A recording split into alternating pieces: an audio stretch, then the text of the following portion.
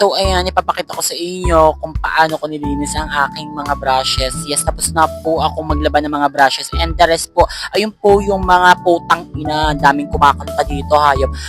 Ayun po yung mga brushes na hindi nagamit na kailangan pa rin i-sanitize kahit sabi mong naando lang siya mismo sa loob ng organizer. And yes po, ayan po yung gamit kong pang sanitize ng aking mga brushes para at least, alam mo yun, antibacterial dol.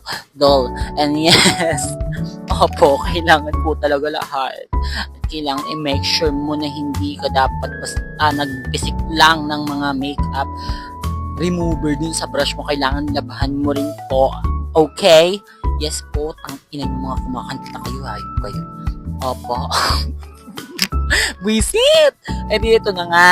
Ito na nga ang chismis. Yes, may surot daw yung brushes ko. Sabi ng baklang barakuda. Anyways, client na magpapatunay niyan at alam nila mismo yan. Totoong kliyente po at hindi po ako nang lalamang at nagnanakaw ng pera. Yes po, sa mga taong kupal pwede pa, pero yung sa mga kliyente hindi at wala naman po sa akin ginawang masama. Yes po, maging fair po tayo sa lahat ng aspeto ng bagay. Pero mali po ang pangunguha o panglalamang ha, huwag po natin gagawin yun. Ayan po, may sira na po yung gilid, natuklap na po, at makikita nyo naman po, matibay pa naman yung bag, kaya as long as napapakinabangan pa, laban lang, okay?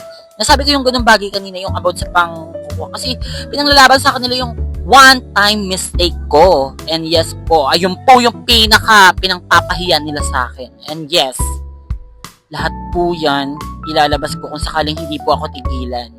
Even sa mga panglalamang dun po sa mga co-artists na yes po. Kaya sana po tigilan niya na po ako at itigil niya na ang panglalamang. Okay? So, ayan, malinis na po lahat. Even yung bag, na-sanitize na rin. I'm not sure naman po ako na sobrang linis, pero I will make sure na na-sanitize ko siya at safe po yung gamit. And yes po, ayan po, ganyan po dapat lagi nakasara po ng maigi at hindi po naka-expose sa mga, alam nyo na, alikabok. And ayan po, ayan, dapat nililinis nyo rin mismong loob. Hindi lang basta pinispray nyo ng alcohol. Kailangan malinis po kayo.